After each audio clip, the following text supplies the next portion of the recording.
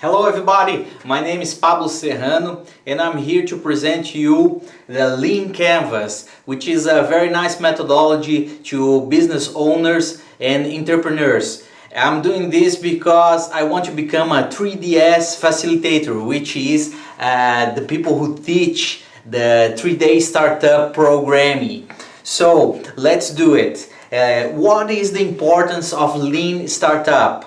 This is a very nice approach. It's a scientific approach to solve the problems of the business and create a new business model to your startup. How to manage this and design some products and services that people want.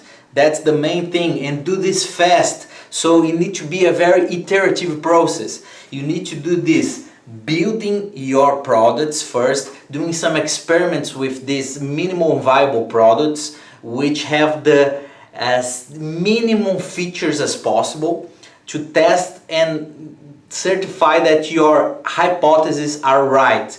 And then you measure this performance of your products, the minimum viable products, using key metrics to do this. And then you learn from these metrics and maybe validate your hypothesis or not. You need to pivot. You need to go to another strategy and think about a new product that you want to build again. And then find the right business model for your company. So why is this important? Because most ventures fail because lack of customers, lack of paying customers. They have, let's say, a very nice property, let's say intellectual property, or maybe a product or a service or so on, but people don't want to pay for it. And how people survive in this situation? You need to have paying customers. So Lean Canvas is a methodology that redirects, let's say, or direct your action through a tested framework to evaluate strengths and weaknesses of your idea. So if you have an idea and test on the market and people want to buy it, then you find the right model for your company. So who developed this methodology? There's key people here. Steve Blank developed this customer, let's say, study the customer development. Eric Ries wrote a book about Lean Startup, and he talks about the methodology that Toyota, let's say, put on the market and made a huge success, and this just in time, and how to put this in a Lean Startups. And this guy here, Alex Osterwalder, developed this model, which is the basic model that everybody uses now, which is the business model canvas, that you can put all your company in just one piece of paper and explain to people what your business is about in a very simplified way. And this guy here, Maurya, he wrote a book which is called Lean Canvas, Running Lean, and he talks about this and explain more about this methodology in this book. So let's see how this Lean Canvas looks like. You have these 9 parts of it's basically the same as the business model canvas, right? But then you need to find specific things and, let's say, put the post-its during a brainstorm meeting and have a big chart or maybe a flip chart or something like it to work this in your company, in your group of people, and then find out what is the best option for your business. So basically you have in this part here the customer segments. You need to find a specific group of people, which is your niche, that you want to produce a value proposition for them. And then you're gonna develop a product or maybe a solution, a service, something like it, to address a specific problem of this customer segment. You need to identify this and talk to these people first.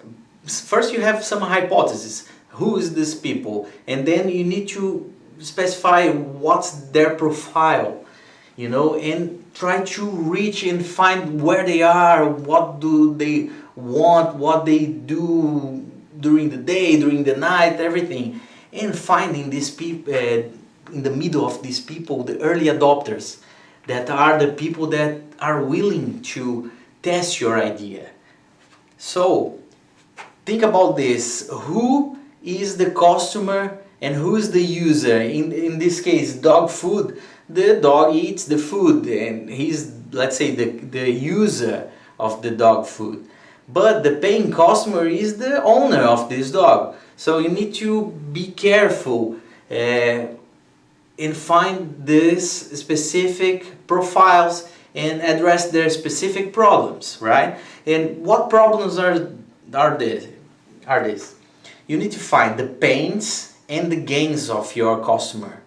So basically, you need to find all these pains. You can list all these pains, all these gains, and maybe select some of them that you can address with your solution, right? And there are some alternatives. You can find a specific value proposition for each of these pains and each of these gains, right?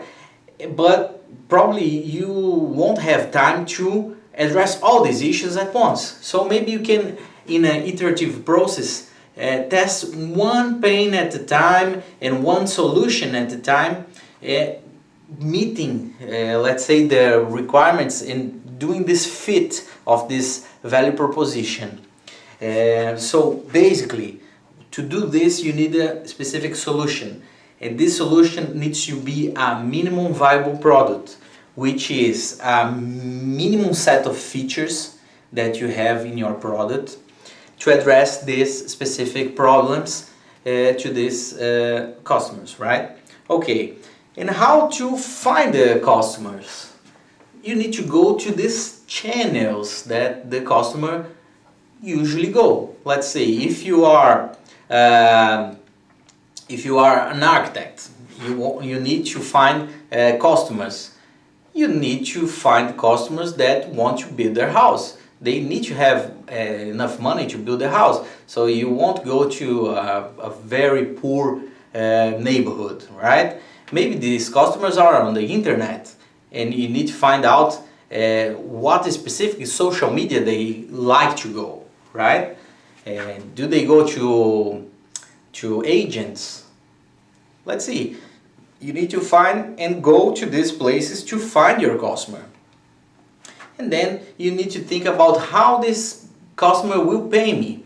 So you need to think about all these business models, how to structure your business and how you're gonna receive the money. Is by credit card, by money, by a specific transaction on the internet, or you need to find out and see what's the specific model that you're gonna use. Let's say it's a freemium model, no, or can be, let's say, one transaction at a time.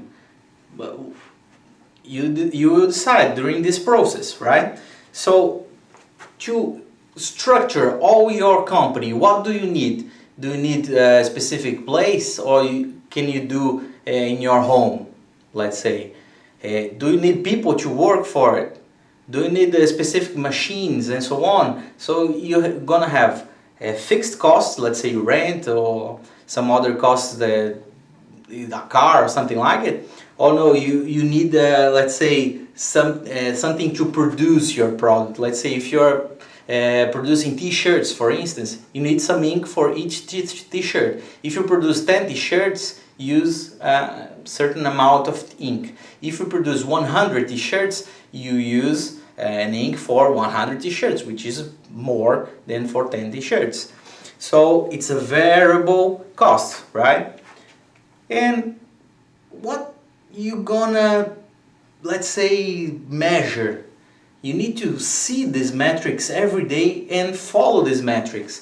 If you have, let's say, a good dashboard and you could collect, let's say, click-through rate, cost per lead, cost per sales, everything, you have a very good understanding of how your hypotheses are giving you the right results and revenue, right?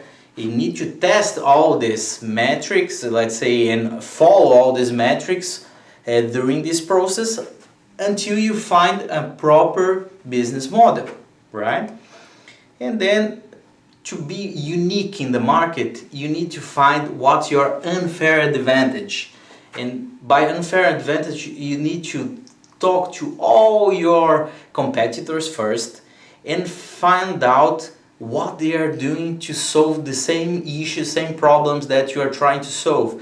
And maybe they didn't think about a specific feature that you are trying to develop, right? And this can be your unfair advantage. And maybe if you provide this, you can have a good share of this big cake, which is the market, right? So you can find more about these topics on the 3daystartup.org/playbook. So thank you very much for listening. If you have some comments, please put here below. Thank you very much. My name is Pablo Serrano, and see you there.